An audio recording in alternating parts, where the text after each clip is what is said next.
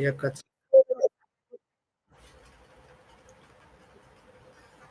ఈ సమయాన్ని కలిగి ఉండి నిజంగా దేవుడిచ్చినటువంటి తలంపుల్ని, దేవుడిచ్చినటువంటి ఉద్దేశాలని మీ ముందు పంచుకోవడానికి దేవుడిచ్చినటువంటి అవకాశాన్ని బట్టి దేవుని ఎంతగానో స్తుతిస్తా ఉన్నాను. నిజంగా మనం బైబిల్ చదువుతా ఉన్నప్పుడు దేవుడు మనల్ని వివిధ రీతిలుగా దేవుడు మనతో మాట్లాడుతా ఉంటాడు. అయితే మనకి బాగా తెలిసినటువంటి వ్యక్తి గురించి ఆహ్, నేను మీకు ఇంట్రొడ్యూస్ చేయాలనుకుంటా ఉన్నాను. అందరికీ ఫెమిలియర్ పర్సన్. పర్సన్ ఏంటంటే ఆయన జీవితాన్ని ఒకసారి నేను స్టడీ చేస్తా ఉన్నప్పుడు ఆయన జీవితం ఎలా ఉండేదంటే ఒకప్పుడు ఆహ్, దేవుని దగ్గర మంచిగా ఉండేవాడు. దేవుళ్ళో అంటే యేసుక్రీస్తులో ముఖ్యమైనటువంటి శిష్యుడు. యేసుక్రీస్తు ప్రభు గారికి బాగా ఇష్టమైనటువంటి శిష్యుడు. ఐ థింక్ మీకు ఆల్రెడీ అర్థమైపోయి ఉంటది ఎవరో. ఆయన్ని మనం ఒకసారి చూస్తే ఆయన స్వభావాన్ని చూస్తా ఉన్నప్పుడు ప్రతిదానికి బాగా రియాక్షన్‌లు ఇస్తా ఉంటాడు. ఇది ఈ సమస్య వస్తుంది. నేను చనిపోవాలంటే, "అహా! నువ్వు చనిపోకూడదు" అంటాడు. లేకపోతే ఏది చెప్పినా గూడా ఎమ్మటే స్పాంటేనియస్‌గా రెస్పాండ్ అవుతా ఉంటాడు. అలాంటి వ్యక్తి మళ్ళా ఆయన ఎలాంటి వాడంటే పక్కనే తిరుగుతాడు. చాలా బాగుంటాడు. ఒక సమస్య రాగానే, ఒక ఇబ్బంది రాగానే, ఒక చిన్న పాప "నువ్వు యేసుక్రీస్తుతో ఉన్నావు గదా! నువ్వు" అని చెప్పినప్పుడు భయపడినటువంటి వ్యక్తి. మళ్ళా యేసుక్రీస్తు ఆహ్, చనిపోయి ఆయన తిరిగి ఆయన మళ్ళా సంచరిస్తున్న సమయంలో గూడా కొంతమందిని మోటివేట్ జేసి మరీ చేపలు పట్టడానికి తీసుకుపోయినటువంటి వ్యక్తి గురించి మీ అందరికీ నేను పరిచయం చేయాలని ఆశపడతా ఉన్నాను. వ్యక్తి ఎవరో గాదు మనకు ఆల్రెడీ తెలుసు. మీకు అర్థమైపోయి ఉంటది. ఆహ్, పేతురు గారు. ఆయన గురించి మనం ధ్యానిద్దాం. ఆయన యొక్క లైఫ్ స్టైల్ ఎలా మారింది? దేవుని దగ్గరికి వచ్చినప్పుడు ఒక బిలీవర్‌గా మనం ఉంటా ఉన్నప్పుడు, ఆయన లైఫ్ స్టైల్ ఎలా చేంజ్ అవుతా వచ్చింది? ఆయన ఒకప్పుడు కరేజ్ లేదు ఆయనలో. ఎలా ఉన్నాడంటే సమస్య రాగానే ఎమ్మటే భయపడినటువంటి వ్యక్తి. మళ్ళా ఆయన చెప్పుకోవడం ఎలా చెప్పుకున్నాడంటే, "నేనుంటాను ప్రభువా." ఆయన అందుకే యేసుక్రీస్తు గారు ఒక మాట అంటారు. యోహాను సువార్త లాస్ట్‌లో, "పేతురు నిజంగా నువ్వు నన్ను ప్రేమిస్తా ఉన్నావా?" 3 సార్లు అడుగుతాడు పేతురుని. ఆయన ఇసికిపోతాడు పేతురే. నేను ప్రేమిస్తున్నాను గదా! అంటాడు. అలాంటి వ్యక్తి ఆహ్, ఈ యొక్క ఆయన గురించి స్టడీ చేస్తా ఉన్నప్పుడు హౌ ఇంత చేంజ్ ఆయనలో ఎలా వచ్చింది ఆహ్, అనేది నేను అర్థం చేసుకుంటూ వచ్చినాను. అయితే మనం గూడా ఒకసారి దాన్ని మనం ధ్యానిద్దాం. చానా తక్కువ వచనాలవి. బట్ ఇట్స్ వెరీ ఇంపాక్ట్ మనల్ని నిజంగా మన ఆత్మీయ జీవితాలకి ఎంతగానో మనల్ని సవాలు చేసేటటువంటి ఆహ్, యొక్క వచనాలవి. వాటిని మనం ఒకసారి ధ్యానిద్దాం. అపోస్తుల కార్యములు 4 అధ్యాయము 8 వచనం నుంచి 12 వచనం. 4 వచనాలు ఆహ్, ఎవరైనా ఒకళ్ళు చదివి సహాయం చేయగలరు.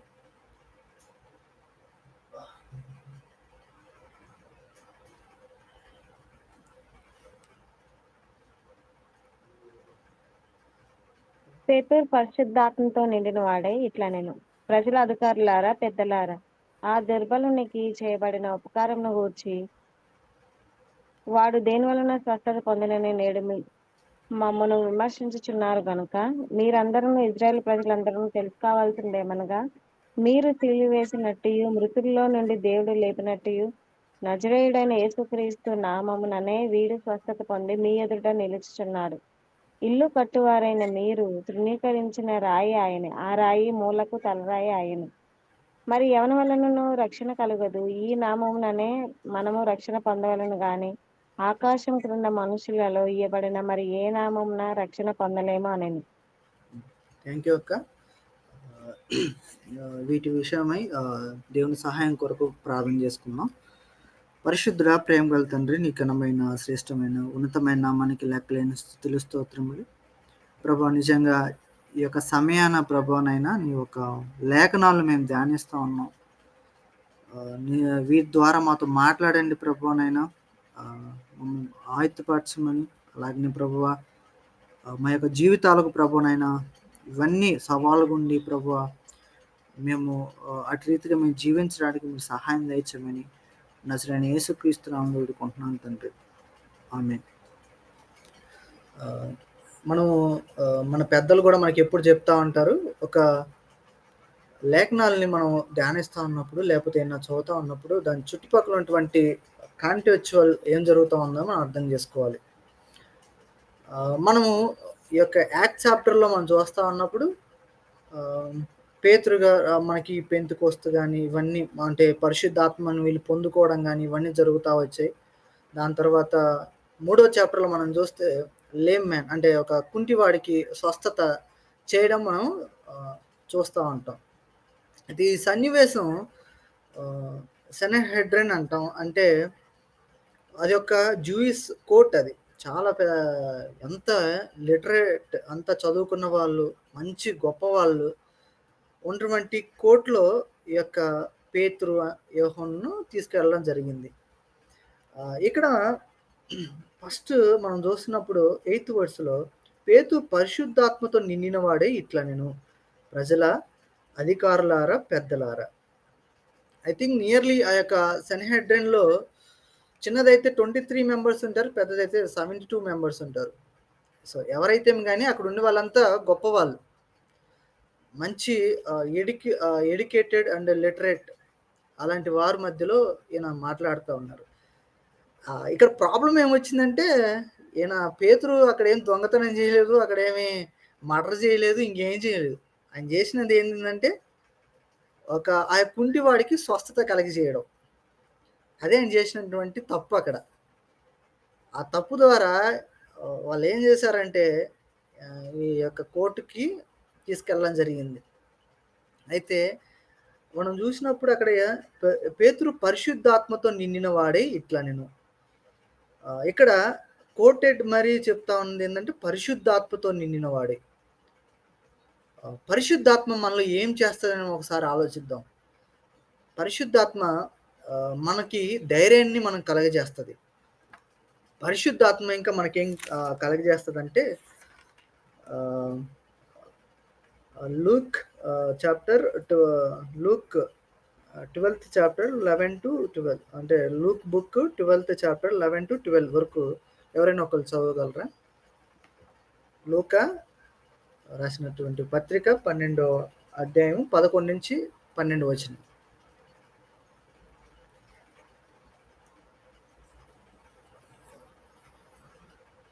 సో, పరిశుద్ధాత్మ మనల్ని ఏం చేయగలడు అన్నటువంటి విషయాన్ని మనం ఒకసారి జ్ఞాపకం చేసుకున్నాం లేఖనం ద్వారా.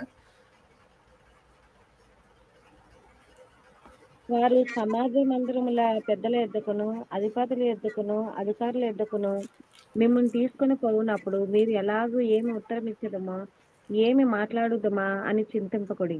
మీరేమి చెప్పవలసినదియు పరిశుద్ధాత్మ ఆ గడియలోనే మీకు నేర్పునా నేను. కాబట్టి ఆయన పరిశుద్ధాత్మతో నిండిన వాడి ఆయన ఎబిలిటీ మీద అక్కడ మనం ఆ మాటలు చూస్తా ఉన్నప్పుడు ఆయన ఏదో భయంగా, అయ్యా పెద్దలారా నాకేం అర్థం కావట్లేదు అనట్లేదు. చాలా బోల్డ్‌గా, కరేజ్, ధైర్యంగా ఆయన చెప్తా ఉన్నాడు. అంటే ఆ ఆత్మ మనల్ని ఏం చేస్తదంటే, ఆ యొక్క సమయంలో మనం ఏం మాట్లాడాలి, ఎలాంటిది మాట్లాడాలి అని మనకు సహాయం చేస్తాడు ఆత్మదేవుడు. మనం ఎప్పుడూ ఇంకా పేతురు గారు కూడా ఒక మాట అంటారు. ఏమంటారంటే, మీరు చదవాల్సిన అవసరం లేదు గానీ, నేను జ్ఞాపకం చేస్తాను. ఎఫెసీ 5:18లో కూడా మీరు ఆత్మ పూర్ణులై ఉండడమని దేవుడు మనకి జ్ఞాపకం చేస్తాడు. అలాగనే మనము ఎఫ్ఎస్సిలో కూడా చూసినప్పుడు 1:18 అనుకుంటా. మీరంతా ఆత్మ చేత ముద్రింపబడిన వారై మీరు అనే వచనాలు మనం జ్ఞాపకం చేసుకుంటా ఉన్నాం. మనం ఎప్పుడైతే దేవునిలో మనం రక్షింపబడతామో అప్పుడే మనం ఆత్మ ద్వారా మనం ముద్ర వేయబడతా ఉంటాం. అయితే ఆత్మ యందు మనం పరిపూర్ణత ఎప్పుడు కలిగి ఉంటా ఉండాలి. అంటే అది ఎప్పుడైతే మనం ఆత్మ ద్వారా మనం ముద్ర వేయబడతామో మన డే టు డే లైఫ్‌లో మనం దేవుని మీద ఎక్కువ ఆధారపడతా ఉండాలి. పరిశుద్ధాత్మ దేవుడి ద్వారా. మనము మన ప్రార్థనలు గూడా ఆ విధంగా ఉంటా ఉండాలి. అది ఎలా ఆయనకి ఆ యొక్క పరిపూర్ణత ఎలా రాగలిగిందంటే కొన్నిసార్లు మనం ప్రతి ఒక్కటి దేవునికి అప్పజెప్పుకోం మనం. ఏవి మనం ఏ సమస్యలు రాని, ఏ ఇబ్బందులు రాని వీఆర్ నాట్ గివింగ్ టు దేవుని మీద ఇవ్వం. దేవుని మీద మనం ఆధారపడం. మన కరేజ్ మీద. అంటే మన మీదే ఆధారపడతాం. మన పర్సనాలిటీ మీద ఆధారపడతాం. అందుకే కొన్ని సార్లు మనకొచ్చేటువంటి సమస్యలను బట్టి తెగ బాధపడిపోతా ఉంటాం. భయపడిపోతా ఉంటాం. అయ్యో! నా పరిస్థితి ఏమైపోద్ది? అయ్యో! ఏమైపోద్ది అంటాం. కానీ మనం ఎప్పుడైతే దేవునితో సరైనటువంటి ఇంటిమసీ మనం కలిగి ఉన్నప్పుడు, మనం ఆత్మల పరిపూర్ణత పొందుకుంటా ఉంటాం. నిజంగా ఆత్మ దేవుడు మనలో పని చేస్తా ఉన్నప్పుడు, అది ఏ సిట్యుయేషన్ అయినప్పటికి గూడా మనం ధైర్యంగా మాట్లాడగలుగుతాం. మనం కాన్ఫిడెంట్‌గా మాట్లాడగలుగుతాం. నేను ఈ యొక్క 8-12 వరకు నేను ఒక 3 ఆహ్, ఆహ్, గన్ షాట్‌గా నేను పెట్టుకోవడం జరిగింది. దేవుడు నాకు ఇది జ్ఞాపకం చేసుకుంటా వచ్చాడు. ఈ యొక్క 4 వర్సెస్‌లో అక్కడ జరుగుతున్నటువంటి కాంటెక్స్ట్‌లో దేవుడు కరేజ్‌ని ఇస్తా ఉన్నాడు. తర్వాత దేవుడు కాన్ఫిడెంట్‌ని ఇస్తా ఉన్నాడు. దాని తర్వాత దేవుడు క్లారిటీని ఇస్తా ఉన్నాడు. Triple C. దేవుడు కరేజ్. అలాగనే దేవుడు ఆహ్, కాన్ఫిడెంట్ అండ్ క్లారిటీ. ఇంకా ముందుకెళ్తే ఆయన ఎక్స్‌ప్లనేషన్ ఇస్తా ఉన్నాడు. ఆ దుర్బలునికి చేయబడినట్టు ఉపకారం గురించి వాడు దేనివల్ల స్వస్థత పొందినని మమ్మల్ని విమర్శించుతున్నారు గనుక, మీరందరూ తెలుసుకోవాల్సిందేమనగా, మీరు సిలువ వేసినట్టియు, మృతుల్లో నుండి దేవుడు లేపినట్టియు, నజరైన యేసుక్రీస్తు నామమున మీరు స్వస్థత నొంది మీ ఎదుట నిలుచుచున్నాడు. ఆహ్, ఆయన గన్ షాట్ ఎందుకంటే ఇదే సన్‌హెద్రిన్‌లో వీళ్ళంతా యేసుక్రీస్తు గారిని ఆహ్, అపోజిస్ చేసినటువంటి వారు. అదే అధికారుల ముందు, అదే పరిస్థితుల్లో నిజంగా మనం విశ్వాసులుగా ఉంటా ఉన్నప్పుడు ఒకసారి జ్ఞాపకం చేసుకుంటే ఆహ్, నేనొక్కడినే బిలీవర్‌ని. నా చుట్టుపక్కలంతా అన్‌బిలీవర్స్. అలాంటి సమయాల్లో దేవుని గురించి ఏమైనా చెప్పాలనుకో వాట్ ఐ నేను స్ట్రగుల్ అయ్యేది. నా స్ట్రగుల్ అయినటువంటి విషయం. కానీ ఇక్కడ ఉన్నటువంటి వారు ఎవరెవరంటే ఇద్దరే. ఎవరంటే పేతురు గారు అండ్ యోహాను గారు మాత్రమే.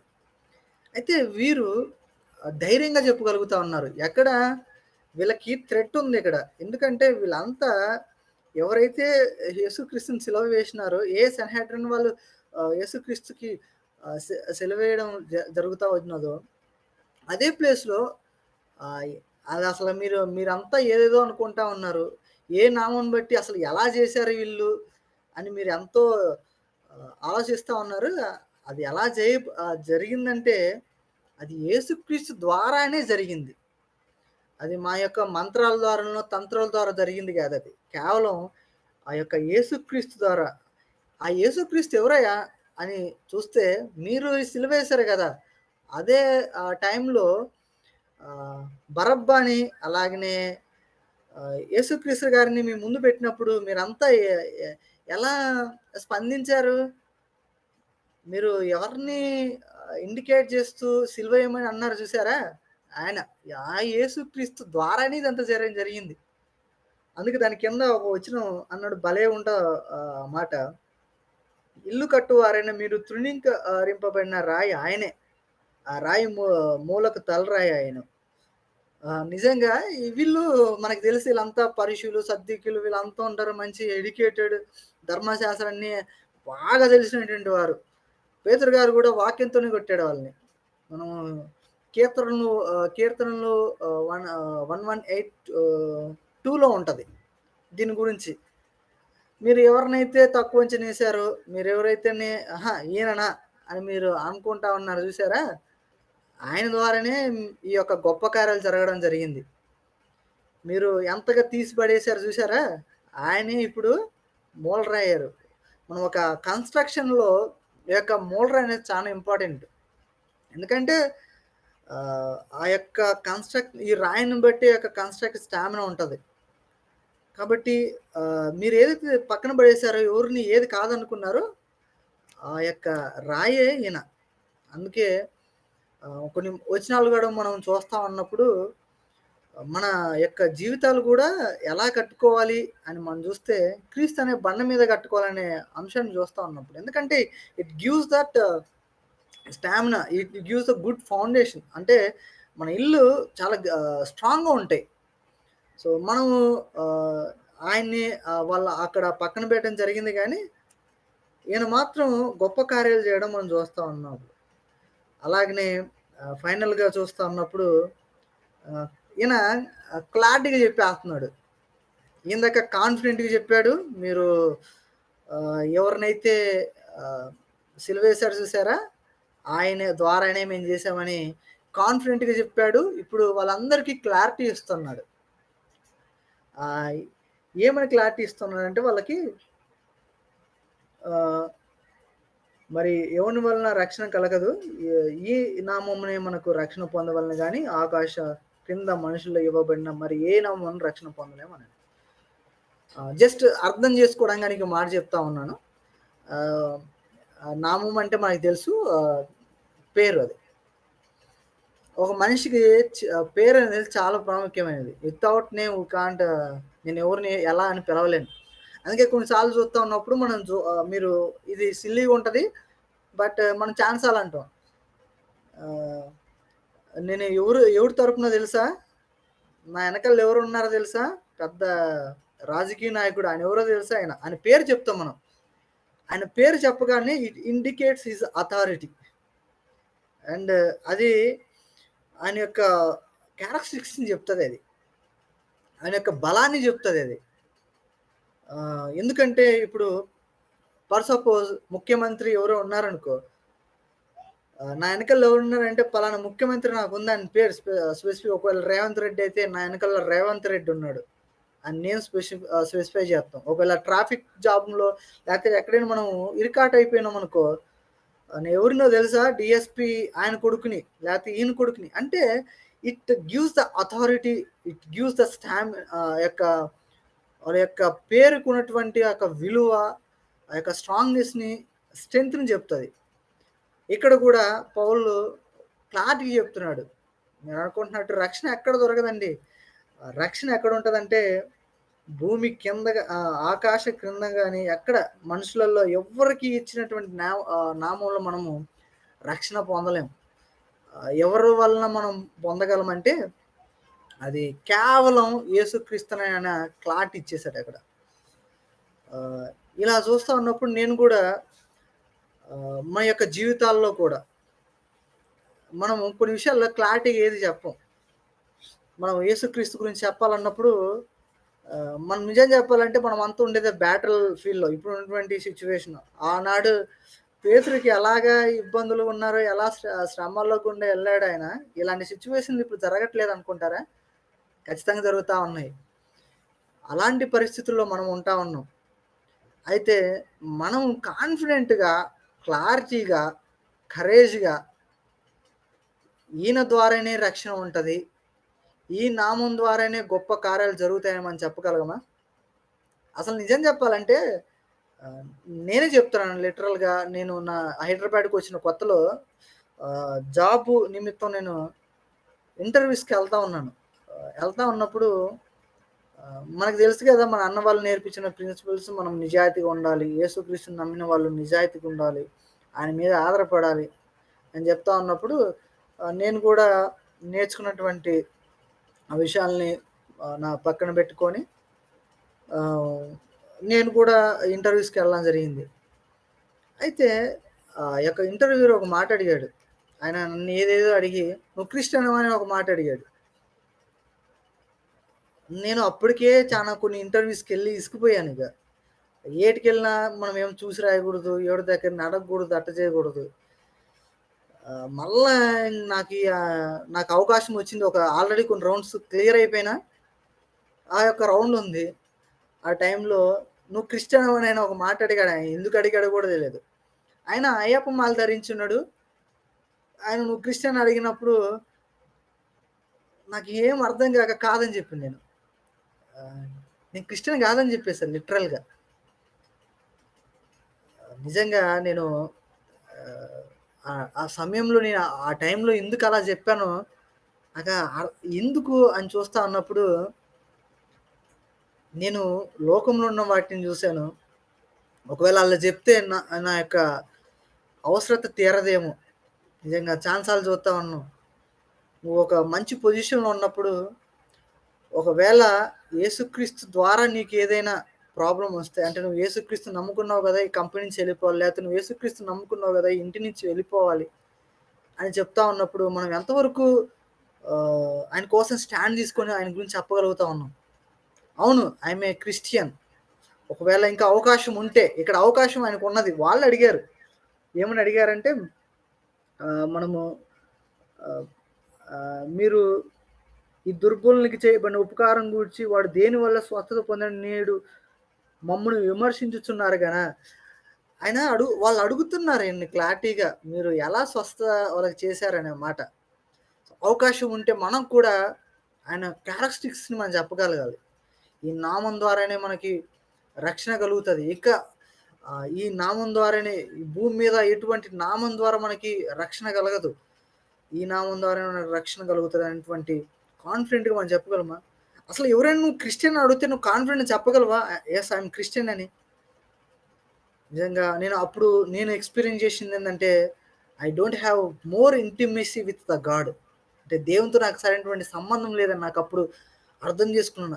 నేను బయటకొచ్చి ఆలోచించి నేనెందుకు క్రిస్టియన్ అని చెప్పుకోవడానికే నేను సిగ్గుపడ్డానే. ఆయన గురించి నేను ఎలా చెప్పగలను సువార్త? నేను ఏ విధంగా ఎవాంజెలిజం చేయగలుగుతానిక? అక్కడ ఉన్నటువంటి పరిస్థితులను చూసి తప్పించుకోవడానికి నా మాట చెప్పానే. ఆయన ఆయన నా కోసం ఇంత చేసినప్పుడు ఆయన గురించి చెప్పడానికి సిగ్గేంటి? నిజమే గదా! నిజంగా ఛాలెంజ్ చేసింది నన్ను. నిజంగా మనం సరైనటువంటి దేవునితో ఇంటిమేషన్ లేకుండా ఆయనతో మనం నింపబడినప్పుడు, అది ఎప్పుడు నింపబడతా ఉన్నప్పుడు డే టు డే ఆయనకి మనకు కనెక్షన్ ఉన్నప్పుడు, అప్పుడు మాత్రమే మనం కాన్ఫిడెంట్‌గా చెప్పగలం. ఎందుకంటే ఒకళ్ళతో పరిచయం ఉన్నప్పుడే వాళ్ళ గురించి మనం చెప్పగలుగుతాం. తెలియని వాని గురించి మనం ఏం చెప్పలేం ధైర్యంగా. ఎందుకంటే ఎప్పుడో నామకే వాస్తు పరిచయం గదా! అదే నాకు సరైనటువంటి పరిచయం ఉన్నప్పుడు ఎంత ధైర్యంగా చెప్పగలుగుతానా వాళ్ళ గురించి. ఒక అన్న గురించి నాకు మంచి బాండింగ్ ఉన్నదనుకో, అన్న గురించి నేను ఎలా చెప్పగలను? అవునా! అన్న గురించి నాకు తెలుసు అన్నట్టుగా. యేసుక్రీస్తుతో కూడా మన యొక్క సంబంధం అలా ఉండాలి. అలా ఉన్నప్పుడే మనము ఆత్మతో నింపబడినప్పుడే మనం ధైర్యంగా చెప్పగలుగుతాం. నిజంగా ఒకసారి మనం ఆలోచించుకుందాం. నిజంగా ఇటువంటి పరిస్థితుల్లో నుంచి మనం వెళ్తా ఉన్నాం. చాలా డిఫికల్టీ సిట్యుయేషన్స్‌లో నుంచి వెళ్తా ఉన్నాం. అయితే బిలీవర్ అని చెప్పుకుంటూ, నేను యేసుక్రీస్తు ద్వారా రక్షణ పొందినా అని చెప్పుకుంటూ, ఆత్మ చేత నేను ముద్రింపబడినా అని చెప్పుకుంటూ, ఆయన మనకు సహాయం చేయడానికి గూడా ఆయన ఇష్టపడతా ఉన్నప్పుడు, నిజంగా మనం ఆయన కోసం స్టాండ్ తీసుకొని ఆయన గురించి చెప్పడానికి మనం ఆశపడతా ఉన్నామా? నిజంగా మన ముందు ఎంతోమంది ఆహ్, గొప్పవాళ్ళుండొచ్చు, పెద్దవాళ్ళుండొచ్చు. అయినప్పటికీ చావో రేవో ఆయన గురించి నేను నిలబడతాను, నేను స్టాండ్ తీసుకుంటాను అనేటువంటి కమిట్మెంట్‌తో మనం ముందుకెళ్తా ఉన్నామా? నిజంగా మన అవసరతల నిమిత్తం లేకపోతే మనకున్న ఇబ్బందుల నిమిత్తము ఏదో జరిగిపోతదని మనం నిజంగా చానా సార్లు మనమంతా ఉండేది ఒక బ్యాటిల్‌లో అనే విషయాన్ని మనం మర్చిపోతా ఉన్నాం. మనమంతా ఒక యుద్ధంలో ఉంటా ఉన్నాం. మనం ఎదుర్కోవాలి పరిస్థితులన్నిటిని మనం ఎదుర్కోవాలి. ధైర్యంగా మనం సువార్త చెప్పగలగాలి. అయితే ఎంతోమంది మన ముందు యొక్క గొప్పతనం గురించి యేసుక్రీస్తు యొక్క గొప్పతనం గురించి తెలియక, ఆయన యొక్క యొక్క గొప్పతనం తెలియక, అలాగనే ఆయన ద్వారానే రక్షణ వస్తదనే విషయం తెలియక ఎంతోమంది నశించిపోతున్నారే. మనం ఇయన్నీ చూసుకొని మనం సువార్త చెప్పలేకపోతే, మరి వాళ్ళకి సువార్త ఎలా అందుతది? మన పరిస్థితులను బట్టే మనం అక్కడే ఆగిపోకూడదు.